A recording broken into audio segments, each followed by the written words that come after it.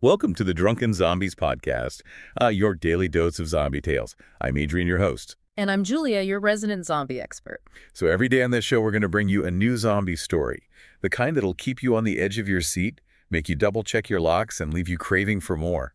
Yeah, we're going to take you deep into worlds of flesh-eating mayhem, unraveling the mysteries and exploring those dark corners of the zombie genre. And today's story is a real humdinger. Mm. We've got this guy, Milo, and he starts having these incredibly vivid visions of a zombie apocalypse. But these aren't just NNY zombie visions. Oh, no. No, these visions are directly tied to this ancient atlas he finds. It's filled with these cryptic symbols and get this blood stains. Blood stains. Okay, that's definitely setting the mood for a chilling tale. Oh, yeah. It's seriously creepy. So what do these symbols mean? Are they like a roadmap to the apocalypse or something? Well, it turns out, as we dig deeper into the story, these symbols are actually connected to a secretive cult. A cult. Okay, things are getting interesting. Yeah. So we've got a guy with apocalyptic visions, a blood-stained atlas, and a mysterious cult. What happens next? Well, these visions lead Milo to Alice. She's a reporter who's also having visions, but hers are starting to bleed into reality. Wait, hold on. Her visions are actually coming true. Yeah, it's getting serious. What kind of visions are we talking about here? Okay, so we're talking about things like receiving a panicked phone call about her daughter who's suddenly fallen ill with this strange fever, and she's exhibiting some really disturbing behavior, like gnawing on her own skin. Okay, that's just straight up terrifying. Like the zombie apocalypse is literally unfolding right before their eyes. Exactly. So what do? I'm assuming they team up to try and figure out what's going on. They do, and they bring along Milo's best friend, Ben, who just happens to be a cybersecurity expert. Of course. Every good zombie survival team needs a hacker. Absolutely. So where does this unlikely trio go first? What's their first move in this unfolding apocalypse? Well, one of Milo's visions leads them to this creepy, secluded warehouse. They believe it's somehow connected to the source of the outbreak. A secluded warehouse. Sounds like the perfect setting for a zombie horror movie. What do they find inside? I'm dying to know. What they find is truly disturbing. Inside the warehouse are these labs filled with cages, and inside those cages are the results of some pretty horrifying experiments. Yeah. I'm talking about decayed, twitching remnants of what used to be lab rats. Oh, man. That's just messed up. But it sounds like they're getting closer to the source of the outbreak. Is there anything else in this warehouse? Yes, and this is where things get really creepy. In a separate holding cell, they find this figure. It's not your typical run-of-the-mill zombie. Okay, you've got my attention. Yeah. What does this figure look like? Imagine something skeletal, decaying, the very image of death and disease. Everything you'd expect from a classic patient zero zombie. So this is it, the source of the outbreak. It seems that way, but here's where it gets even more intense. Milo, for some unknown reason, feels drawn to the holding cell and touches the glass. And suddenly, the figure inside comes to life. Wait, what? It just wakes up like that. It growls at him. With its rotting teeth bared and milky, unseeing eyes, it's like the zombie recognizes him or something. Whoa. Okay, this is getting seriously freaky.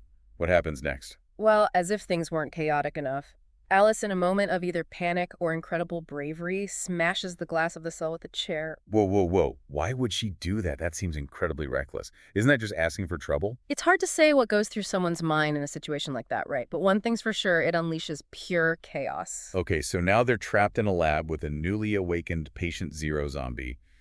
What happens next? How do they even begin to get out of this mess? They make a run for it, abandoning any attempt at stealth. They're racing through the now compromised facility, and they can hear the snarls of the infected echoing behind them. It's clear that it's not just one lone zombie anymore. Oh man, they've stumbled right into the heart of a full-blown outbreak. What do they do? Where do they go? Thinking quickly, Milo leads them into an air shaft. He uses that old atlas and his knowledge of the building's ventilation system to navigate their escape. Wow, that atlas really is their lifeline in this story. So they're crawling through these air shafts trying to stay one step ahead of the horde. Do they make it out? They do eventually make it to an exit vent, but not without a close call. Ben gets injured during their frantic escape. It really shows just how strong, fast, and relentless these infected creatures are. Injured? Our man, tell me he wasn't bitten. Don't worry, he wasn't bitten, but it was definitely a close call. So they're out of the lab. but I'm guessing the danger is far from over, right? You're absolutely right. As they emerge from that air shaft, sirens are blaring in the distance. It's clear the authorities are on their way. They need to get out of there and fast. It's like they jumped out of the frying pan and right into the fire. So where do they go? What's their next move with the sirens closing in? Milo, remembering a detail from the atlas, realizes they're close to a river that leads to an island. And guess what? Like, don't leave me hanging. That island, according to the atlas, was once used as a quarantine zone during a past outbreak. Wow. That's either a stroke of luck or a terrible coincidence. It's a bit of both, really. It offers a potential safe haven, but it also suggests that history might be repeating itself. That's a chilling thought. So they head towards the river, hoping to find safety on this quarantine island. What happens next? Do they make it? They make it to the docks, but their hope is quickly dashed. As they arrive, Milo's visions intensify. He's seeing every possible bad outcome, and none of them are good. Oh, no. What's waiting for them on the docks? More infected, lurking in the shadows, their milky eyes glinting in the darkness.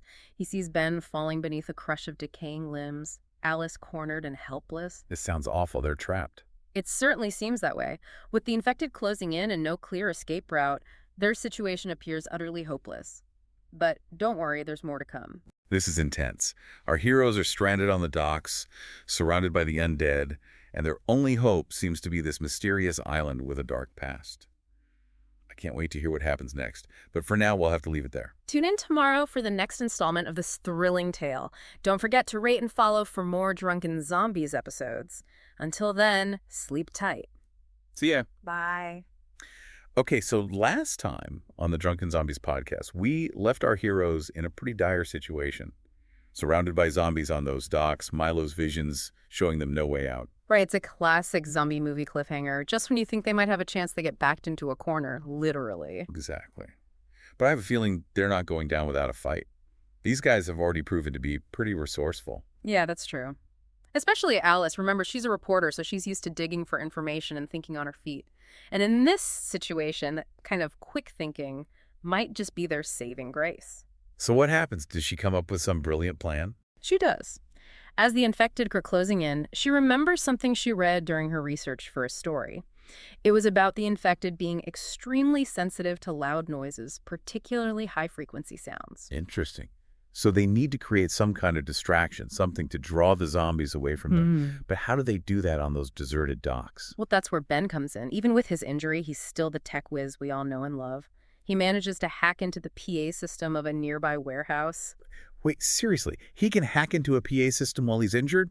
This guy is amazing. Don't forget, this is Ben we're talking about. He thrives under pressure, and he manages to blast this high-pitched screech through the speakers, a sound that's incredibly irritating even to human ears. Ouch, I can only imagine what that would do to the infected. It drives them crazy. The sound seems to overload their senses. They stumble, they thrash, some even start attacking each other in their confusion. It's like a zombie mosh pit gone wrong. That's an image I won't soon forget. So this chaos gives them a chance to escape. Exactly. They make a break for it, running towards this rickety fishing boat they spotted earlier. Phew, talk about a close call. But are they really going to try and escape in that thing? It didn't exactly look seaworthy. Well, they don't have much choice. But as they scramble onto the boat, they realize it's in even worse shape than they thought. The engine coughs and sputters, refusing to start. Oh man, you've got to be kidding me. They're stuck on a broken down boat with a horde of zombies closing in. This is a nightmare. It's a terrifying situation. But again, Alice proves how resourceful she is. She spots a loose wire near the engine. Wait a minute, is she going to try and hotwire the boat? I've seen this in movies. Doesn't usually end well. Right. But she's desperate. With a deep breath, she grabs the wire and touches it to the battery terminal. And? God, don't leave me hanging. The engine roars to life.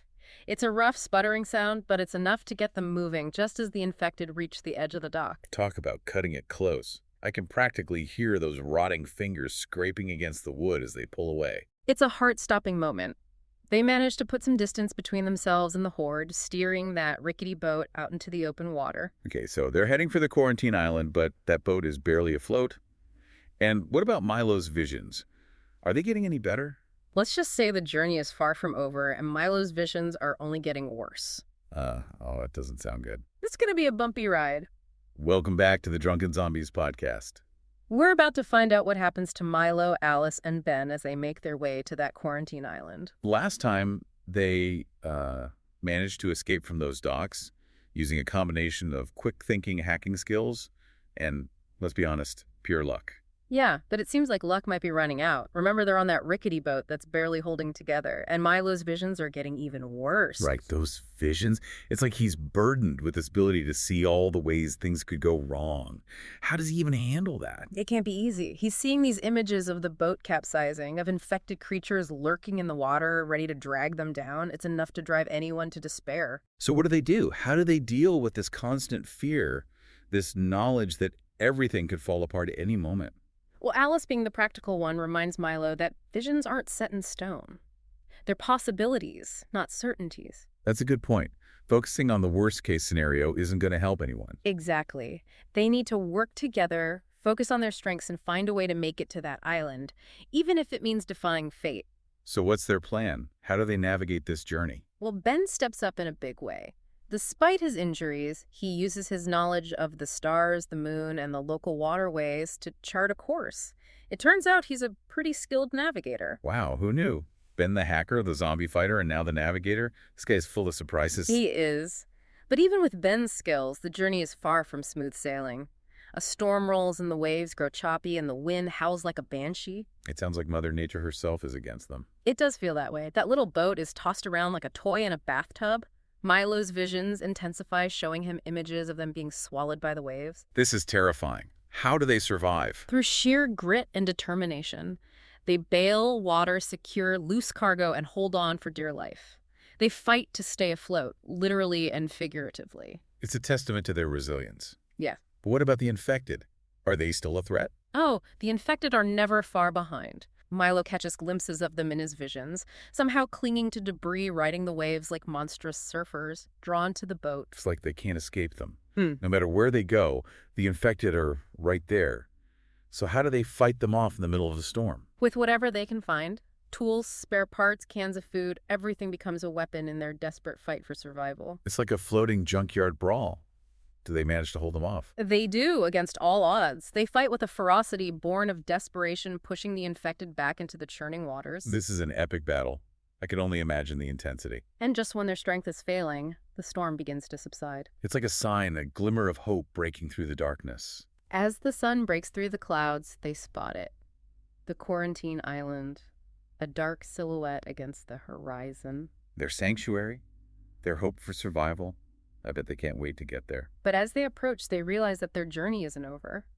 The island is shrouded in mist, its shores lined with jagged rocks and what look like old fortifications. Old fortifications. That doesn't sound too welcoming.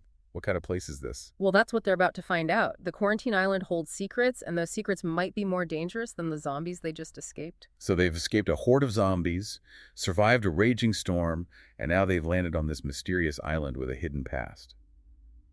I can't wait to find out what happens next, but unfortunately that's all the time we have for today. But don't worry, this is just the beginning of their story. Tune in tomorrow to find out what secrets await them on that quarantine island. And as always, thanks for listening to the Drunken Zombies Podcast, your daily dose of zombie tales. Don't forget to rate and follow for more spine-chilling zombie stories.